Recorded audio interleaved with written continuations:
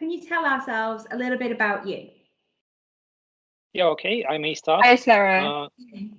Hi, Sarah. Yeah. So I'm Constantine. I'm Agile Delivery Manager in Godel Technologies. And also here I work as a talent manager. I'm sorry, Constantine, but you're Agile Delivery Coordinator. Yeah. Not the manager. Yeah, not manager. Yeah, I'm Agile Delivery Coordinator. Yeah, and talent manager. So probably need to reshoot this one too. Sorry. Do you want to start again, guys? We'll start again. Probably. It's not like podcast work. You got called out then. Okay. Let's start again. So, hi Diana, hi Constantine. Tell me about yourselves. Okay, I can start. Hi, Sarah. I'm Constantine, Agile Delivery Coordinator in Godel Technologies, and also I work here as a talent manager. Hi, Sarah. Yeah, I'm Diana. I'm also an Agile Delivery Coordinator, and I'm also working with education of, well, kind of cross-company and of Agile Delivery Coordinators. Fabulous. So obviously thinking about connectivity within a hybrid world and high-performing teams within a hybrid world, what does a return to work or return to normality work look like for you both? I don't really think that we can return to normal. I don't really know how we can do it now. What I'm seeing on the market now is that most of the companies in Belarus I've talked to, they use some kind of hybrid workspace, and where guys just book a workplace for themselves, or they need to attend several days a week. But still, as a companies, we still need to talk to our colleagues in the real world, because for the last year, I think that all of us suffered from this need of having back-to-back calls and just not having time for the actual work, when you can just go to the next place and ask your developer or your tester or somebody else just to do something on to answer your question. And now we need to set up a call. We need to go on a call. We are not available while we are on the call. So yeah, that's complicated. So I think that it won't be as it was before, where when we are all in the same office, but we will need to have some kind of hybrid model here. Yeah, I agree. I think that we're rediscovering the new normal. So something that will be different from what we perceived as normal before. But you know, there was some time when we didn't have emails or we didn't have the mobile phones at hand, and we had to schedule the phones and, you know, drop at the friend's place and just see if he or her is there. So this is different for us now, as we have the kind of the connectivity, and it changed after the COVID also. I think that this is something that we're kind of having evolved. Fab. So obviously at time of recording, you guys are both work from home at the moment. Do you think you'll be returning back into the office at all, even if it's a staggered return? From my side, I can say that on one of my projects, I try to go to the office several days a week, and it really helps, even with mental health, because when you see, you know, real people, you see your teammates, it really helps to motivate you to work with not just the avatars in Teams or Zoom. Yeah, so I think that if I would have a big team, I will just ask them, if they are guys, you can just come to the office one day a week, let's say, or maybe even more, just to see each other, just to have a tea or coffee, to have some chats. So yeah, I think that I would do that definitely. Yeah, I've been at the office in Minsk yesterday when I got my vaccine shot, and it was so interesting because I met lots of people that I haven't seen for months, and it gave this nice feeling that you're really connected. So I see that yeah, drop in the office for a day or two is very important to keeping the connection, the bond that you have with real people. You know, giving a hug, grabbing a lunch with someone is essential because, well, when we don't see each other, that's a bit different. And at the same time, I see how we're kind of very productive, even working remotely, especially when we can kind of accommodate some things that we have at home, or get the deliveries, or just have some space to, you know, in the office, you have lots of people that you have to interact and that you have to talk to and that are just stopping by. And my desk is at the kind of path of people who are going to the admins. So people are just constantly going here and there. And when you're working for quite some time in the company, you know a lot of people. So, well, your focus is kind of, I know, blurred a bit. And when you're at home, you can focus on what you need to get done. And it helps a lot. And I understand that when I'm not feeling that energetic, it's better for me to work from home because I can get things done. But at some point, I want to go to the office and meet the people they work with. Fab. So do you think with having that kind of hybrid model and having some people in the team work from home more regularly or some people in the office more regularly, it'll see those everyday work conversations fizzle out, so that the hi, how are you, what are you doing this weekend, those nice conversations that we have on a day-to-day, do you think they'll fizzle out? You know, actually, there is something funny with me trying to get some regular conversation like that. When I usually write someone and I'm asking like, "Oh, how are you? What's been, you know, what's up?" People on numerous occasions were like, "Diana, do I owe you something? I mean, did you ask me to do something and I just forgot about that?" And I'm like, "No, I'm just honestly chatting with you, trying to get, well, to know what's been up." And I think that at some point, this kind of social conversation might be perceived as you're just warming up a bit and then you have something, because we, again, having lots of chats. I mean, in a day, you can have, I know, 20 different chats in Skype or Teams, and you can get lost. And if you don't have that much time, sometimes it's just easier to get straight to the matter at hand. At the same time, it is also very precious when we find some time for this social conversation, and you find out that the people that they work with are very interesting people. Like, I know the hobbies, what people had in their background, what they did, and that's kind of very interesting. And you still need to get, I think that we need to preserve it, to know people from a more, I would say, 3D perspective more deeply.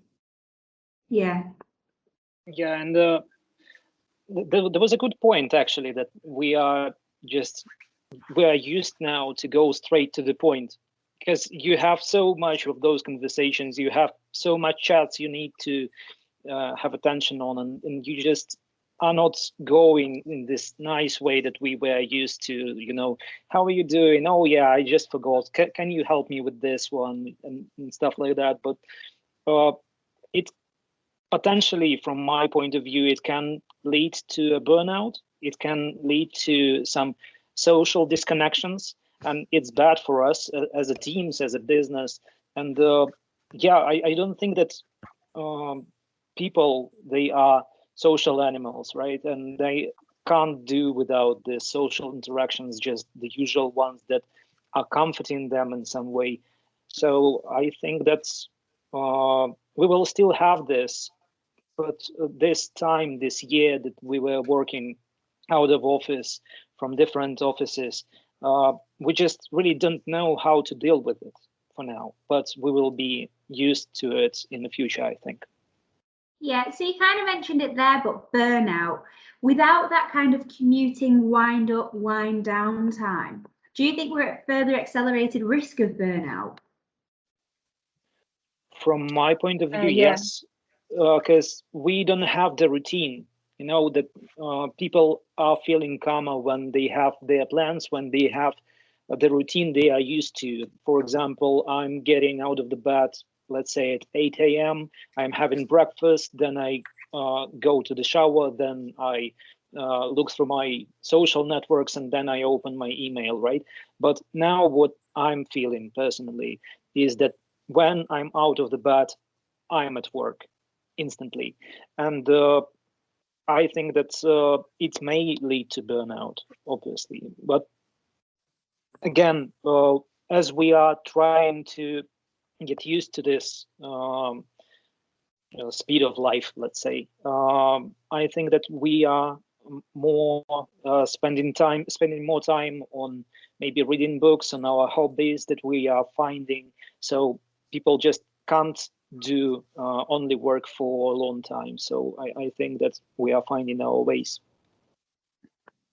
Yeah, I think that some things that were just naturally occurring when you're having a commute, when you're going out for lunch out of the office or something like that, well, they were happening by themselves, and now we need to pay attention to it. We need to put it to control that they're there, that you have a walk in the morning so that you get some sunshine, and well, some sun helps your immune system and the way how you feel, and the fresh air also helps you.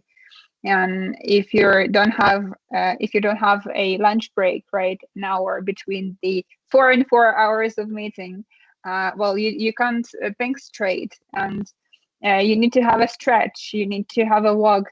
I know, every 40 minutes or something. Without that, well, the body isn't functioning well. So right now we need to kind of think how we can incorporate small habits into our life to make sure that we're feeling better. Because if we're just trying to work as it works from the bed, working for 10 hours, well, it can't last. It can last a week or two, but on the span of months or years is something that, well, is leading to burnout and things like that. And it's just, I think that it's not working from home that's leading to it. It's more like not having these small bits and pieces that we previously got to just by the design of our lifestyle, and we still can put them ourselves. Yeah, it's all about having those boundaries, isn't it? And setting yourself a routine, like you say. So with that, with the kind of hybrid model, do you think that will affect attrition? So do you think having people with the added risk of burnout will make people move companies more frequently, or companies lose staff frequently? Actually, I don't know, because as I said, we are just a year, we are working like this just for a year. Yeah. And it's really short time for people to understand what's happening, really. And as we can see, the situation is changing. So some countries were open for some time and they are closed now. And why I'm saying that we don't know, because we don't know what will be the situation tomorrow for us. It may lead to burnout. It may lead to people wanting to change the companies. But from our side, working at Godel, I think that the policies that companies have and their values, if their value, if the main value is their people, companies need to ask themselves what they can do to make people's work like easier, or maybe more calm, maybe not to drive on efficiency so much. But yeah, for now I can't say really. Yeah, I mean, I think we can only speculate on that. And one of the things that I had in mind is that right now, with more hybrid world, with working remotely, we have more opportunities, and potentially it might mean that, well, you have more opportunities staying with the same company. I mean, if you want to go and spend a weekend working from a forest where you have the Wi-Fi, well, you can do that. You will be still working, but in the evening you will be something kind of nice, and you'll be kind of breathing the fresh air of nature, and it can kind of help to support people. I think that it gives some level of freedom. That's why I would say that I don't think that it would lead to more to more people changing the companies, but it may lead to people understanding what they want better. Because now, as we lost lots of things, like the freedom of movement, right? We were understanding more what is important for us, what we value, and what we want to do with our life. Yeah, and also I can say that for now, I see that the world is like opening for us, because when we are living in our country, we have these daily routines.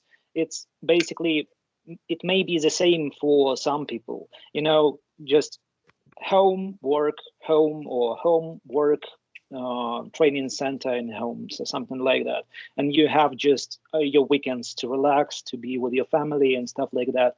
But for now, we can spend time with our family, even when we are working as we do from the same flat. Or you can get education, not just in your company or in your school or university. You can go to any part of the world and access the knowledge. You always could do that, but it's now coming to be more obvious for us, because we are looking for those opportunities. And yeah, Diana, again, it was a really good point. When we are losing something, we are re-estimating the value of it for us. So if we are losing some important stuff, like having a conversation with the colleagues, then we will value it higher than we did. So yeah, we can appreciate that. Fab. So how will you ensure that the company values for Godel, or ethos, remains the same when not everyone is in the office? Is there anything that you particularly do with your teams?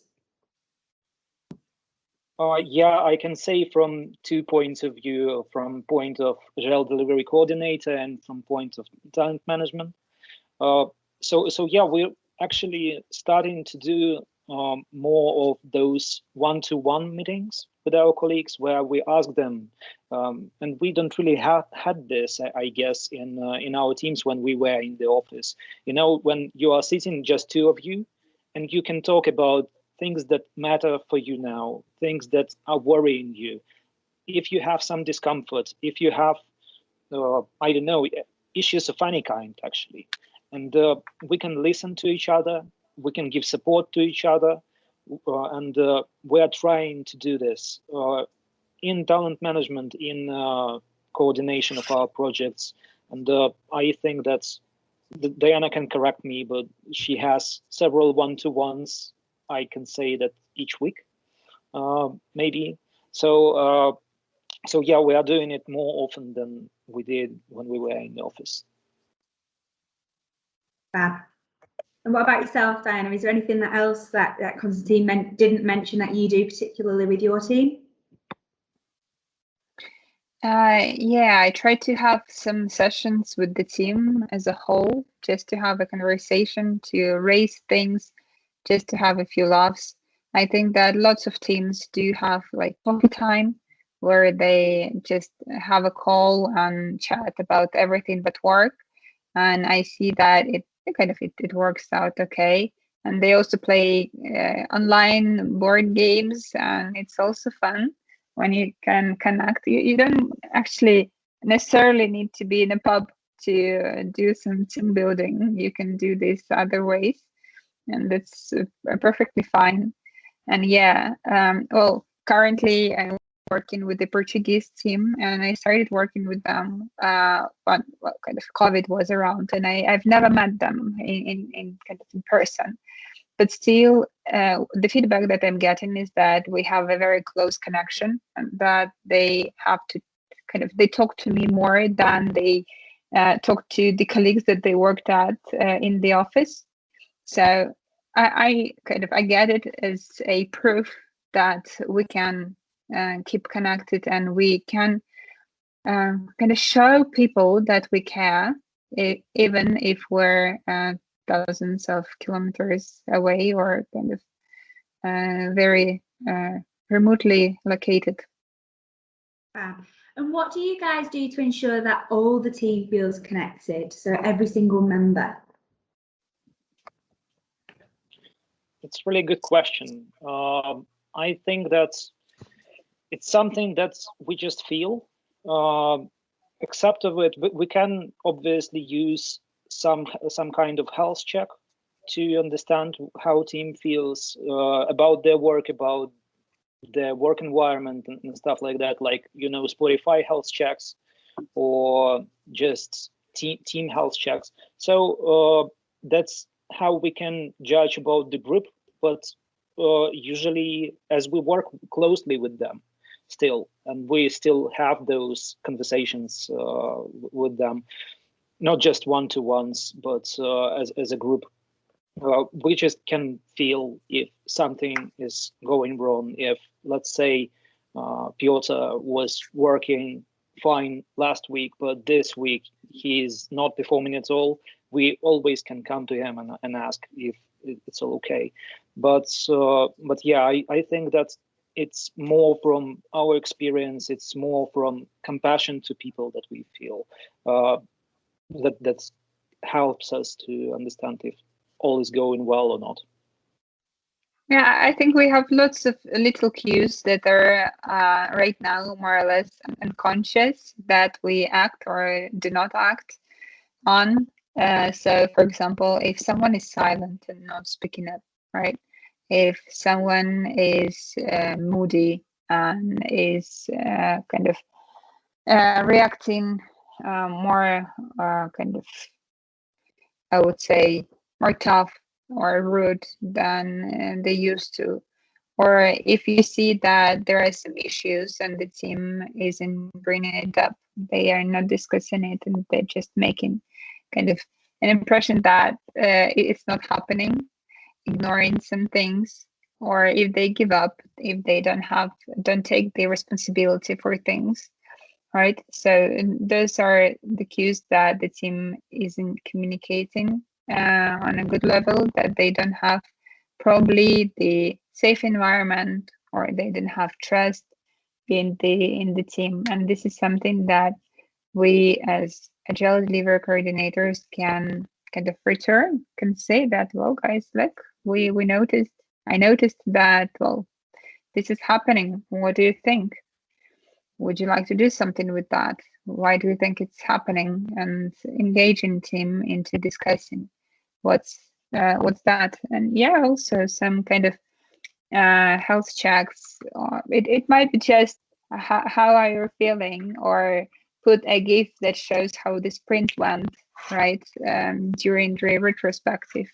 Or for those who are more into that, like find a picture that represents how you feel, because this is something that shows you what the guys have on their mind, and helps us to understand if we need to act or if they're fine by themselves. Yeah, that leads really nicely on. So how can you say that so how can you support the fear of failure? So how do you prevent people from fearing that failure aspect in their day-to-day work from home? You know, I would say that what I like to do is to be open myself, right, and share different many things that I have. I know that right now, as we have, you know, the social networks, and we judge how everything is based on that, on the post in Instagram or Facebook, or by the pictures that they post to Skype, or I know the tan that they have on their face during the video call, right? It's easy to get distracted in the illusions that everyone is kind of doing better than you. And that's why I try to be open regarding that. I mean, not oversharing, but if I don't feel right, I am saying that, okay, kind of guys, I'm not at my best today. I'm sorry. Or if I do something wrong, for example, yesterday I scheduled a meeting on Thursday, and Thursday is a bank holiday in Portugal.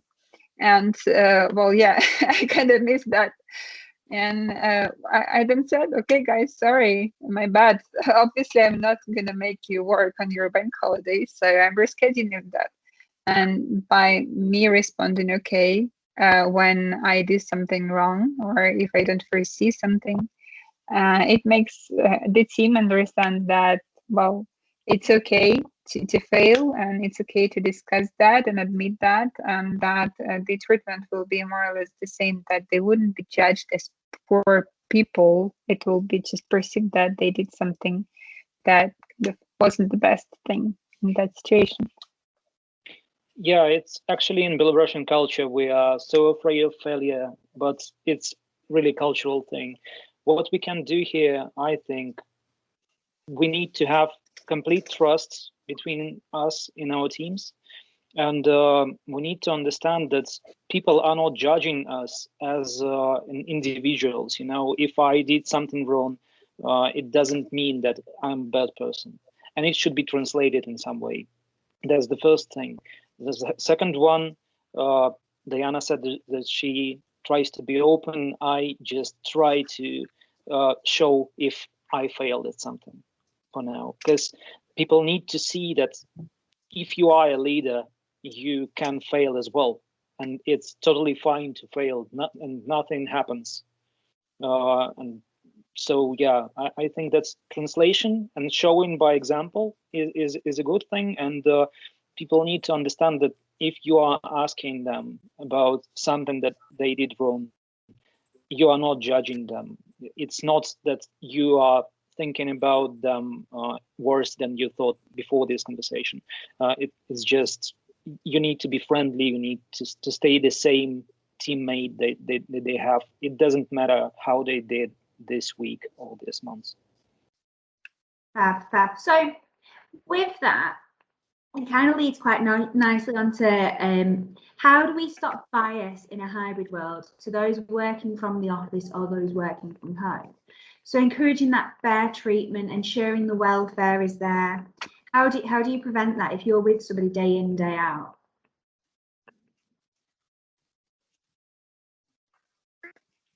You know, I think right now we all were in a situation when we were to work from home, right? So it adds up to the empathy to people who are not in the office, right? So as we were in the shoes of the person who isn't invited to the meeting or who doesn't know that something is happening because someone decided on that in a private chat and didn't share it to the common channel, right? Or spoke about it in a meeting, in a call, but didn't share it kind of to the team space.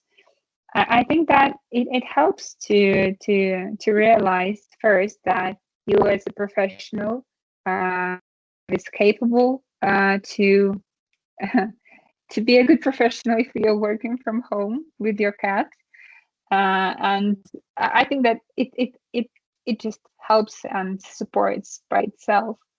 And at the same time, we again can kind of pay attention to these things when we see that someone is doing something that doesn't include people from who are working from with different conditions, from different time zone or something, that we can again address that empathy part.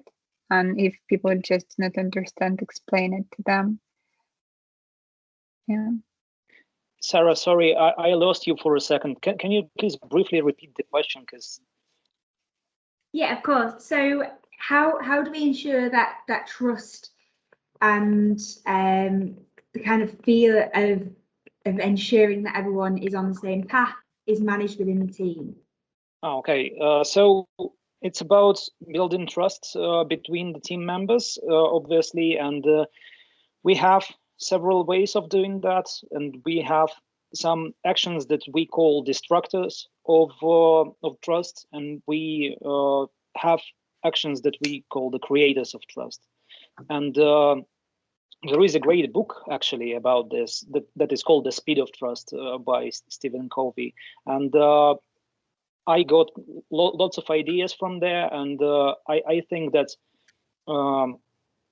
yeah, showing empathy, as you said, is one of the main things that we need to understand. We need to try to think from some others' shoes, and we need to understand what context they are in right now. And it's great to have this visibility between the team, who is working from where, and yeah, do they have pets? Do they have relatives working with them or living with them and stuff like that?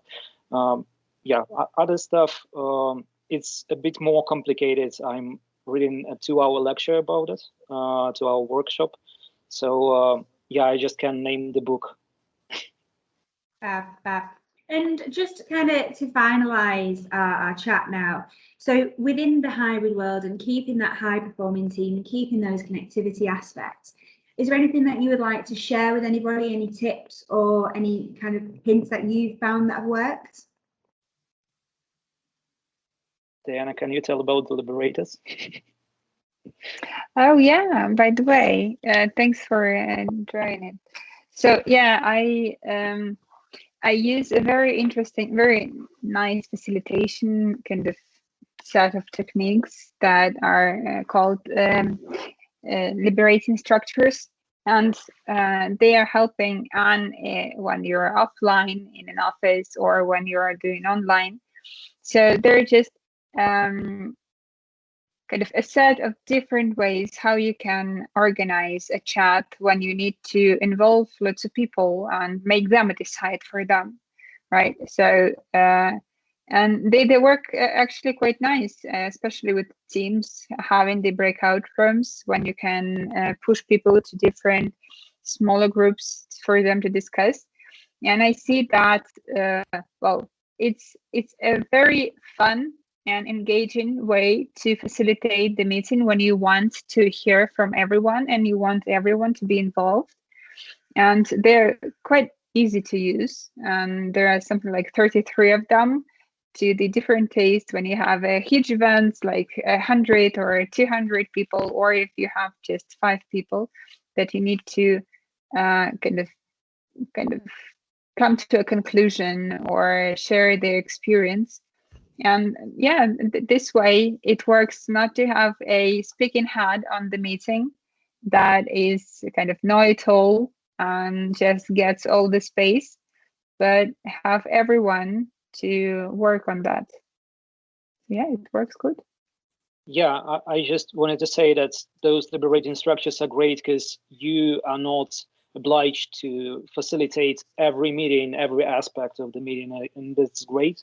So that's one tip that I can say. And then for now, I see that we need to read and understand more about the psychology, about empathy, about being self-conscious and stuff like that, and work on our emotional intelligence.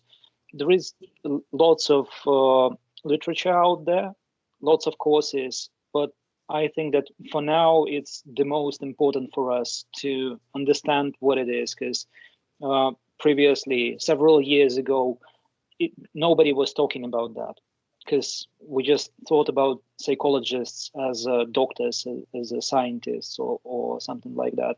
But it comes to workplace, obviously, because we really need it and need to understand how people think, what do they feel, how to understand what do they feel, why they are feeling this, how can we help them, how can we support them. So yeah. I think that's the most valuable advice that I can give. Fab. And is there anything else either of you would like to add at all? I would say also about the importance of visualization, right? When we are discussing something right now, if people are more drawn to physical world, when we're just chatting about something with the voice and we can't, grab a thing or two, we have lots of interesting tools that help us to do that, like, Mira or the mural, they are, well, a great help for me in conducting any sort of meetings, retrospectives, or any facilitation that I have, because they help to keep the attention of people in one place. Obviously, it doesn't work with everyone. I know lots of people who can't do that. That kind of, they don't like Mira, and they usually say, well, no.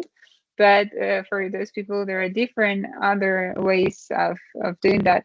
But it's important to have something kind of written down or drawing something when we're discussing, just to make sure that everyone is there and they do not lose their focus. Yeah, and also about the visualization, it's good to see everybody, because when it's just, you know, 10 people sitting on a meeting and they have just their avatars and they are lighting up when somebody is speaking, it's not really great way, because yeah, we understand that somebody can just sit at the meeting in their underwear, and that's fine if you are not going to stand up, but still, we need to see each other. We need to see the expressions on each other's faces. And I think that we need to encourage this more in our teams and make it part of our team culture. And yeah, Diana started to talk about it. And yeah, team needs to take responsibilities, and they need to, I mean, not big ones, you know, not committing to the delivery or something. They need to do that, but not in this conversation. You need to ask them to take responsibility for the conversation itself, because everybody should be involved. It's not about, you know, two leaders just talking to each other, because it doesn't make sense for all other team members to be there even. So yeah, just encourage people to speak and let them see each other. Fab. Well, everything that you've said is really great, and thanks for the hints and tips. And it's been great to chat with you both. Yeah, it's great to see you too, and to chat with you. Thank you. Fab.